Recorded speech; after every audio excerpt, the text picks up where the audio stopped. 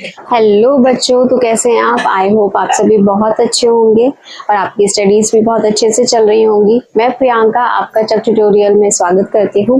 तो आज हम बेसिकली जो डिस्कस करेंगे, हम यहाँ पे डिस्कस करने वाले हैं semi conservative mode of DNA application. DNA application को डिस्कस करने से पहले सेमी कंजर्वेटिव मोड को जानना बहुत जरूरी है।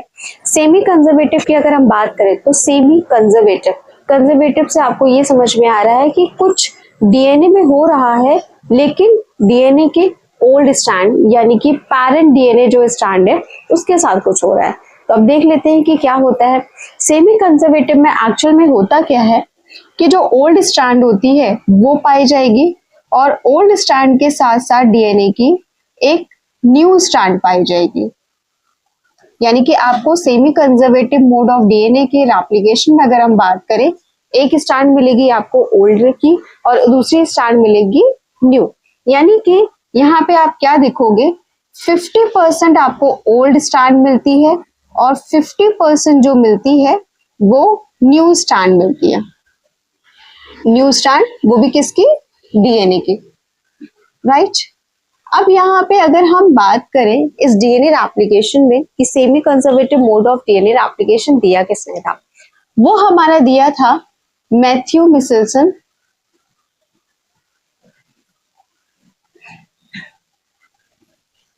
एंड फ्रैंकलिन स्टेल ने दिया था।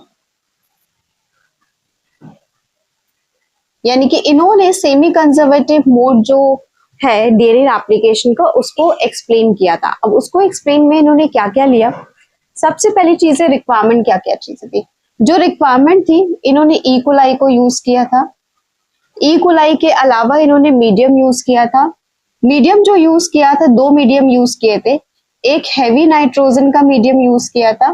जो हैवी नाइट्रोजन का मीडियम था वो था N15। इसके अलावा इन्होंने लाइट नाइट्रोजन का मीडियम यूज किया था और जो लाइट नाइट्रोजन था वो था N14, राइट। इसके अलावा इन्होंने डेंसिटी ग्रेडियंट एक यूज किया था, caesium chloride density gradient, right. इन्होंने क्या यूज किया था? Caesium chloride density gradient use किया था। यहाँ पे मेंशन कर दे रहे सीजियम क्लोराइड क्या है, डेंसिटी ग्रेडियंट। प्लस इसके अलावा इन्होंने सेंट्रीफ्यूगेशन कराया था, यानी कि सेंट्रीफ्यूज मशीन का भी इस्तेमाल किया था, वो भी सीजियम क्लोराइड के साथ में सीजियम क्लोराइड को इस्तेमाल किया था एज ए डेंसिटी ग्रेडियंट। तो ये कुछ चीजें उन्होंने यूज की थी। और ई कोलाई का नेचर आप जानते हो कि जो ई कोलाई है हर 20 मिनट में क्या होता है? रेप्लिकेट करता है। ई कोलाई के जितनी भी आपके जो ऑर्गेनिज्म होंगे, आप जहां भी ग्रो कर रहे होंगे, हर 20 मिनट में आपको जो मल्टीप्लाई होता हुआ मिलेगा। हर 20 मिनट में आपको मल्टीपल्स में इसके ऑर्गेनिज्म मिलेंगे। तो इन्होंने क्या किया, ई कोलाई के डीएनए को इन्होंने ग्रो कराया, मतलब ई कोलाई को ग्रो कराया। ई कोलाई को इन्होंने जो एक मीडियम में ग्रो कराया था और सबसे पहले जो मीडियम इन्होंने लिया था वो कौन सा था? नाइट्रोजन 15 का था, यानी कि हैवी नाइट्रोजन को यूज किया था, राइट। जब ई कोलाई को इन्होंने हैवी नाइट्रोजन में ग्रो कराया तो हुआ क्या, ई कोलाई ने इस हैवी नाइट्रोजन को एब्जॉर्ब कर लिया। वो भी किस पे एब्जॉर्बेंस हुई? वो भी हुई इसके डीएनए में। तो यानी कि जो फर्स्ट हम बात करें पैरेंट डीएनए की या फिर पैरेंट ई कोलाई की, जो इनिशियली लिया था उसके डीएनए में कुछ चेंजेस हुए जब हमने उसको ग्रो कराया था किसमें? हैवी नाइट्रोजन 15 के मीडियम में ग्रो कराया था ई कोलाई को। तो यहाँ पे क्या मिला कि जो डीएनए की स्ट्रैंड है, डीएनए डबल स्टैंडर्ड होता है, ई कोलाई में भी डबल स्टैंडर्ड है। तो जो दोनों की दोनों जो स्ट्रैंड थी पैरेंट डीएनए, ये दोनों कैसी पाई गई कि ये कैसी थी? नाइट्रोजन 15 कैरी करने वाली। यानी कि दोनों स्ट्रैंड में हमें अवेलेबिलिटी मिली किसकी? हैवी नाइट्रोजन की। हैवी नाइट्रोजन की अवेलेबिलिटी के बाद फिर हमने क्या किया कि मतलब मैथ्यू मिचेल्सन ने क्या किया और फ्रैंकलिन स्टेल ने, इन्होंने इसी को 20 मिनट के लिए ई कोलाई की फिर से ग्रोथ कराई, लेकिन इस बार इन्होंने हैवी नाइट्रोजन की जगह लाइट नाइट्रोजन यूज किया। 20 मिनट के लिए अब इन्होंने ई कोलाई को छोड़ दिया ताकि वो रेप्लिकेट करे, मल्टीप्लाई करे, नए स्पीशीज इसकी और आए, नए ऑर्गेनिज्म और आए, और किस मीडियम में ग्रो कराया था? लाइट नाइट्रोजन में, राइट। अच्छा, अब यहाँ पे हम आपको एक चीज बता दें कि जो लाइट नाइट्रोजन और हैवी नाइट्रोजन यूज किया था, तो नाइट्रोजन जो यूज किया था वो कौन सा आपका कंपाउंड यहाँ पे यूज किया था? वो किया था अमोनियम क्लोराइड का। अमोनियम क्लोराइड में नाइट्रोजन पाया जा रहा है, राइट। तो ये जो अमोनियम क्लोराइड है यही कैरी कर रहा है किसको? हैवी नाइट्रोजन को और लाइट नाइट्रोजन को। Is it clear? तो हैवी नाइट्रोजन और लाइट नाइट्रोजन किसमें पाया जा रहा है? वो पाया जा रहा है बेसिकली अमोनियम क्लोराइड में। तो एक्चुअल में इन्होंने अमोनियम क्लोराइड को यूज किया था, और अमोनियम क्लोराइड को ही इन्होंने कहा था कि ये एक हैवी नाइट्रोजन कैरी करने वाला है, और दूसरा जो अमोनियम क्लोराइड का जो मीडियम था वो लाइट नाइट्रोजन यानी कि N14 को कैरी करने वाला था। अब यहाँ पे हम वापस आते हैं। ये जो पैरेंट ई कोलाई था, इसको हमने ट्रीट कराया था किससे? हैवी नाइट्रोजन से। जब हैवी नाइट्रोजन से ट्रीट कराया तो दोनों ही स्टैंड में पाया गया कि दोनों ही स्टैंड कैसी है? हैवी नाइट्रोजन वाली है, हैवी नाइट्रोजन अवेलेबिलिटी है। इसके बाद में हम अगर बात करें तो यहाँ पे जो पैरेंट स्टैंड है उसको 20 मिनट के लिए क्या किया? लाइट नाइट्रोजन के मीडियम में हमने जो उसको पोर कर दिया, और पोर करने के बाद में मतलब जो ई कोलाई था वो लाइट नाइट्रोजन में ग्रो कराया गया। जब ग्रो कराया गया तो हमें फिर से जो है ये वाली पैरेंट स्टैंड थी, दोनों जो दो पैरेंट स्टैंड थी हम उनको एज इट इज बना देते हैं। ये रही पैरेंट स्टैंड, और इन पैरेंट स्टैंड में आपका क्या है? हैवी नाइट्रोजन है। लेकिन हुआ क्या, जब लाइट नाइट्रोजन में ग्रो कराया तो देखा कि एक ओल्ड स्टैंड मिली और एक हमें न्यू स्टैंड मिली। एक ओल्ड और एक न्यू, एक ओल्ड और एक न्यू। ये वाली ओल्ड स्टैंड है नाइट्रोजन 15 वाली, और ये जो ब्लू वाली बनाई है ये आपकी न्यू स्टैंड मिली।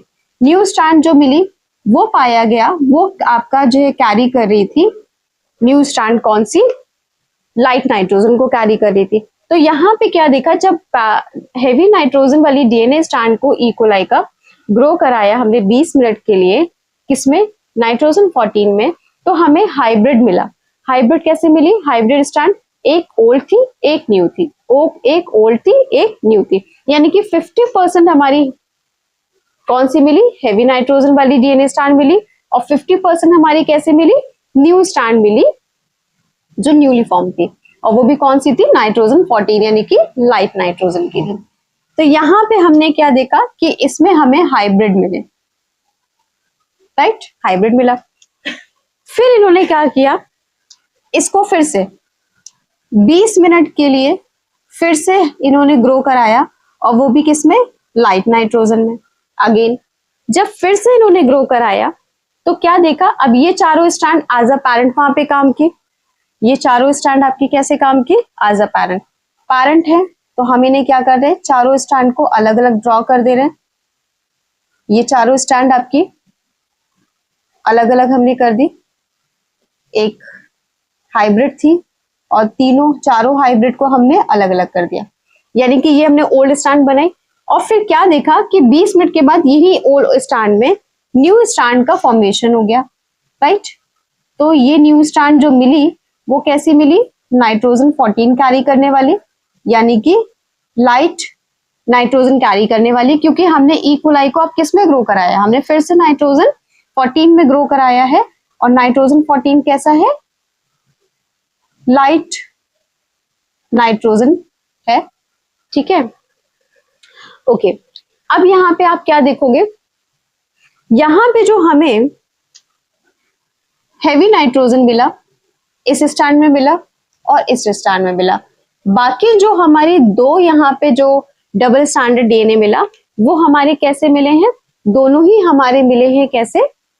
लाइट नाइट्रोजन कैरी करने वाले। तो यानी कि फिर से जब हमने 40 मिनट बाद देखा था, 20 मिनट ये 20 मिनट ये, 40 मिनट के बाद में जब हमने चेक किया तो हमें क्या मिला कि यहाँ पे हमें हाइब्रिड की 2 स्ट्रैंड मिली हैं, और दो स्ट्रैंड हमें हाइब्रिड की मिली है, और 2 स्ट्रैंड हमारी कैसी मिली है? नॉर्मल नाइट्रोजन कैरी करने वाली, यानी कि 50% हाइब्रिड मिली है और 50% हमें कैसी मिली, 50% हमें मिली लाइट नाइट्रोजन को कैरी करने वाले। अब हमने क्या किया, फिर से इसको हमने ग्रो करा दिया 20 मिनट के लिए। 20 मिनट के लिए फिर से हमने ग्रो कराया किसमें, नाइट्रोजन 14 में, लाइट नाइट्रोजन में। अब ये जो 8 स्ट्रैंड है ये आपके पैरेंट के तरीके से काम करेंगी, ठीक है। ये चारों आपकी क्या, ये जो 4 स्ट्रैंड है डबल स्टैंडर्ड, इनमें से चारों में जो 8 है स्ट्रैंड, ये सारी टोटल काउंट करें 8 है, ये 8 स्ट्रैंड अब पैरेंट के तरीके से काम करेगी और 8 जो है न्यू फॉर्म होंगी।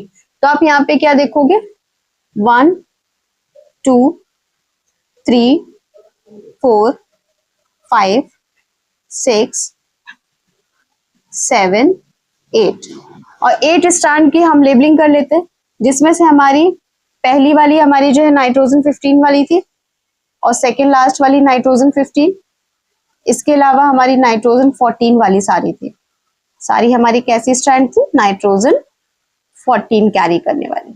हमने इसको लिख लिया। अब इसमें क्या देखोगे, ये सारी ओल्ड स्ट्रैंड आपकी वर्क की पैरेंट स्ट्रैंड के तरीके से यहाँ पे, और इसके बाद इसमें जो है न्यूली सिंथेसाइज हुई डीएनए की स्ट्रैंड जो न्यू फॉर्म हुई, वो सारी की सारी आपकी नाइट्रोजन 14 को कैरी करने वाली थी। न्यू वाली हमारी कैसी मिली थी, सारी की सारी नाइट्रोजन 14 को कैरी करने वाली, राइट। तो यहां पे आपने क्या देखा, टोटल 60 मिनट के बाद में हमें जो है हाइब्रिड जो मिला, वो हाइब्रिड हमारा 2 ही स्टैंड मिली, हाइब्रिड वाली 2 ही स्टैंड, एक ये वाली स्टैंड और एक ये वाली स्टैंड, और बाकी जितनी भी हमें डबल स्टैंडर्ड मिली, डबल स्टैंड मिली है 1 2 3 4 5 और 6, राइट। टोटल 8 हमारे यहाँ पे डबल स्टैंडर्ड डीएनए हमें मिले, 8 में से 2 हमारे हाइब्रिड मिली हैं और 6 हमारी कैसी मिली है, 6 हमारी मिली है आपकी लाइट नाइट्रोजन को कैरी करने वाली डीएनए के स्ट्रैंड। तो आपने यहाँ पे क्या देखा कि ये सेमी कंजर्वेटिव मेथड फॉलो कर रहा है। ये जितने भी पूरा इन्होंने एक्सपेरिमेंट कराया था मिचेल्सन और स्टाइल ने, आप इसमें क्या देख रहे हो कि स्टार्टिंग में ये जो 2 स्ट्रैंड थी दोनों ही टेम्पलेट स्ट्रैंड की तरीके से काम की, दोनों ही पैरेंट स्ट्रैंड की तरीके से काम की और दोनों ही सेपरेट हो गई, और दोनों के पास में कौन सी एक सिंथेसाइज हुई है, न्यू स्ट्रैंड सिंथेसाइज हुई है, ठीक है। और फिर आगे इसी तरीके से ये 4 सेपरेट हुई, ये 4 पैरेंट के तरीके से काम की और न्यू स्ट्रैंड यहाँ पे सिंथेसाइज हुई। यानी कि अगर हम इसको यहाँ पे लिख दे, ये जो ब्लू से हमने सारी दिखाई है ये कौन सी है, न्यू स्ट्रैंड है, ये न्यू स्ट्रैंड फॉर्म हुई है, ओके। ऐसे यहाँ पे ब्लू, ये भी न्यू, ये भी न्यू, ये भी न्यू, ये भी न्यू, ये भी न्यू, ये भी, ये भी, ये भी। ब्लू वाली जो हमने दिखाई है ये न्यू स्ट्रैंड है और बाकी जो ओल्ड वाली है वो ब्लैक से हमने दिखाई। तो आपने क्या देखा कि इस एक्सपेरिमेंट में पूरा हमें क्या मिला, semi conservative mode of DNA replication मिला, जिसमें हमारा 50% जो डीएनए था वो ओल्ड डीएनए था और 50% हमें जो है मिल रहा है न्यू डीएनए। आप यहाँ पे देख ही रहे हो कि जितनी भी डीएनए की स्ट्रैंड है जब पैरेंट की तरीके से काम कर रही है तो ये 50% और जो नई बनी वो 50%। इसी तरीके से जब ये चारों सेपरेट हुई तो ये 4 ओल्ड आपकी 50% और इसमें जो 4 आपकी ऐड हुई नई वो 50%। इसी तरीके से सेम यहाँ पे ये 8 सेपरेट हो गई, 8 हमारी 50% और जो न्यू इसमें 8 आपकी बनी वो 50%। तो यहाँ पे क्या मिला, 50% ओल्ड डीएनए स्ट्रैंड और 50% न्यू स्ट्रैंड मिली, ओके। अब इसमें अगर हम बात करें कि जो सेमी कंजर्वेटिव मेथड था उसको हमारा एक और जो साइंटिस्ट है हर्बर्ट टेलर, हर्बर्ट टेलर ने semi conservative mode of DNA application को वीसिया फाबा के रूट में भी बताया, वीसिया फाबा के रूट के क्रोमोसोम में। तो दूसरा आपका जो था ये तो पहला इन्होंने बताया, और जो दूसरा एक्सपेरिमेंट था हर्बर्ट टेलर इन्होंने किया था, और किसमें किया था, इन्होंने वीसिया फाबा का प्लांट लिया और वीसिया फाबा के रूट्स में अगर हम बात करें, ये एक्सपेरिमेंट किया और रूट्स में इन्होंने जो है इसको ट्रीट कराया था किससे, यहाँ पे हमारा heavy nitrogen light nitrogen use किया, लेकिन जो हमारे हर्बर्ट टेलर थे इन्होंने वीसिया फाबा में हेवी और लाइट नहीं बल्कि रेडियो एक्टिव सब्सटेंस यूज किया था। और जो रेडियो एक्टिव सब्सटेंस यूज किया था वो था हमारा थाइमिडिन। थाइमिडिन एक रेडियो एक्टिव सब्सटेंस यूज किया था और non radio active substance use किया था। और जो non radio active substance use किया था वो इन्होंने किया था कॉल्चिसिन। राइट, अब देखो इन्होंने क्या देखा, इन्होंने क्या किया, एज सिंपल रूट में हम ये कह रहे हैं कि ये क्रोमोसोम पाए जा रहे हैं। राइट, ये क्रोमोसोम है रूट का ये जो क्रोमोसोम है। और इन्होंने क्या किया, वीसिया फाबा के इस जो रूट है इसको जो है सबसे पहले ट्रीट कराया था किससे, थाइमिडिन से, रेडियो एक्टिव सब्सटेंस थाइमिडिन से। जब थाइमिडिन से इन्होंने ट्रीट कराया तो इन्हें क्या मिला, ये जो रूट थी ये सारी हमारे रूट में किसकी प्रेजेंस मिली, रेडियो एक्टिव सब्सटेंस थाइमिडिन की मिली। हम शेडेड में दिखा रहे हैं, तो शेडेड में दिखाने का मतलब है कि जो थाइमिडिन है जो है क्रोमोसोम ने वीसिया फाबा के एब्जॉर्ब कर लिया है, यानी कि ये रेडियो एक्टिव है। और फिर क्या किया, इसको फिर ग्रो कराया और ग्रो कराने के बाद ठीक है, नेक्स्ट टाइम इन्होंने जो ग्रो कराया था इन्होंने ग्रो कराया कॉल्चिसिन में। और जो कॉल्चिसिन था ये नॉन रेडियो एक्टिव सब्सटेंस था, इसको हम NR लिख दे, नॉन रेडियो एक्टिव सब्सटेंस था। जब ये नॉन रेडियो एक्टिव सब्सटेंस में इन्होंने ग्रो कराया तो अब क्या हुआ, ये दोनों जो क्रोमोसोम थे ये सेपरेट हुए। राइट, दोनों सेपरेट होंगे, जब सेपरेट होंगे तो आप क्या देखोगे, ये सेपरेट हो गए और सेपरेट होने के बाद ये तो रेडियो एक्टिव थे क्योंकि एक पैरेंट की तरीके से ये काम किए, लेकिन एक न्यू सिंथेसाइज हुई क्रोमोसोम की क्रोमैटिड, क्रोमोसोम के जो क्रोमैटिड्स हैं वो न्यू सिंथेसाइज हुए। यानी कि जो शेडेड में दिखाए हैं ये हमारे कैसे हैं, ये ओल्ड हमारे क्रोमोसोम है, यानी कि ओल्ड क्रोमैटिड है हमारा, क्रोमोसोम का ओल्ड क्रोमैटिड है अपर और लोअर दोनों में। और ये जो नॉन शेडेड दिखाए हैं हमारे ये न्यू क्रोमोसोम है, न्यू क्रोमोसोम क्रोमैटिड। राइट, तो अभी हमने क्या देखा, जब फर्स्ट टाइम इसको कॉल्चिसिन से जो ट्रीट कराया तो 50% हमारा रेडियो एक्टिव क्रोमोसोम था और 50% हमारा किसका था, नॉन रेडियो एक्टिव था। तो यहाँ पे सेम इसी के तरीके से हो रहा है कि 50% जो ओल्ड वाली थी, दोनों में जो ओल्ड वाली जो क्रोमोसोम की क्रोमैटिड थे वो सेपरेट हो गए यहाँ से।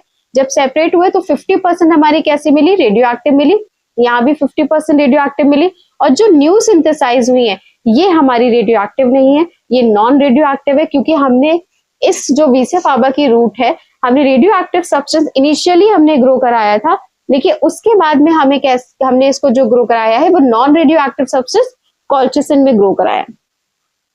और फिर क्या किया, फिर से अगेन हमने non radio active substance colchicine में अगेन हमने इसको ग्रो कराया। जब हमने फिर से ग्रो कराया आप फिर से क्या देखोगे कि ये जो 4 स्ट्रैंड थी ये पैरेंट स्ट्रैंड की तरीके से काम की। तो आपको यहाँ पे इस तरीके से हम क्रोमोसोम्स चारों दिखा दे रहे हैं, इस तरीके से रफली ड्रॉ कर रहे हैं। और ये कैसी थी, रेडियो एक्टिव थी, तो इसलिए हम शेडेड दिखा दे रहे हैं, क्योंकि ये दोनों जब सेपरेट हुई तो जिसमें से एक आपकी रेडियो एक्टिव है और एक नॉन रेडियो एक्टिव है, फिर ये सेपरेट हुई तो एक रेडियो एक्टिव है और एक नॉन रेडियो एक्टिव है। यानी कि ये सारी स्ट्रैंड हमारी कैसी है, ये सारी स्ट्रैंड हमारी ओल्ड है, strand means sorry old chromosome. ये जो हमारे सारे हैं ये कैसे हैं, ये ओल्ड क्रोमोसोम है। और इन ओल्ड क्रोमोसोम में अब न्यू क्रोमोसोम यहाँ पे सिंथेसाइज होगा। जो न्यू क्रोमोसोम सिंथेसाइज होगा वो non radio active substance carry कर रहा होगा, और नॉन रेडियो एक्टिव सब्सटेंस जो कैरी कर रहा है वो कौन सा कैरी कर रहा है, कॉल्चिसिन। राइट, आपका कौन सा कैरी कर रहा है, कॉल्चिसिन। तो अब आपने यहाँ पे क्या देखा, यहाँ पे अगर देखें तो हमारी सिर्फ 2 ही क्रोमोसोम जो है हाइब्रिड वाले हैं, क्योंकि एक रेडियो एक्टिव है, एक नॉन रेडियो एक्टिव है। एक रेडियो एक्टिव है यहाँ पे क्रोमोसोम के क्रोमैटिड, एक नॉन रेडियो एक्टिव है। तो 2 हमारे हाइब्रिड हैं और 2 हमारे नॉर्मल वाले हैं, यानी कि कैसे हैं, non radio active substance carry करने वाले। तो आपने क्या देखा यहाँ पे कि 50% हमें हाइब्रिड क्रोमोसोम मिले हैं और 50% हमें normal non radio active chromosome मिले। तो ये सेमी कंजर्वेटिव का जो मेथड का डीएनए एप्लीकेशन का जो था, वो 2 लोगों ने यहाँ पे परफॉर्म किया। एक तो मैथ्यू मिशेल्सन फ्रैंकलिन स्टेल ने किया और दूसरा हार्बर्ट टेलर ने किया था वीसिया फाबा के रूट टिप के साथ में किया था। ओके, और यहाँ पे इन्होंने जो मिशेल्सन और स्टेल थे, उन्होंने जो है हेवी नाइट्रोजन और लाइट नाइट्रोजन यूज किया था, और जो हार्बर्ट टेलर थे, इन्होंने रेडियो एक्टिव सब्सटेंस यूज किया था, थाइमिडिन और कॉल्चिसिन, जिसमें से थाइमिडिन रेडियो एक्टिव था और कॉल्चिसिन नॉन रेडियो एक्टिव था। और दोनों ही इन्होंने क्या देखा कि हमें जितने भी यहाँ पे डीएनए स्ट्रैंड है, वो एक ओल्ड मिल रही है, एक न्यू मिल रही है। और यहाँ पे इन्होंने रूट टिप में क्या देखा कि जो क्रोमोसोम यहाँ पे ये कैरी कर रहा है, एक ओल्ड क्रोमोसोम कैरी कर रहा है, एक न्यू सिंथेसाइज कर रहा है, यानी कि semi conservative mode of DNA application यहाँ पे देखने को मिला। एक नई हमारी चीज और एक ओल्ड, एक नया क्रोमोसोम, एक पुराना क्रोमोसोम, एक नई डीएनए की स्ट्रैंड, एक पुरानी डीएनए की स्ट्रैंड। तो ये था हमारा डीएनए का semi conservative mode of DNA application. Next lecture में हम डिस्कस करेंगे डीएनए एप्लीकेशन के बारे में डिटेल में। तो आई होप आपको मेरा लेक्चर पसंद आ रहा होगा। पसंद आ रहा है तो प्लीज मेरे चैनल को लाइक शेयर सब्सक्राइब करना मत भूलिएगा। Thank you.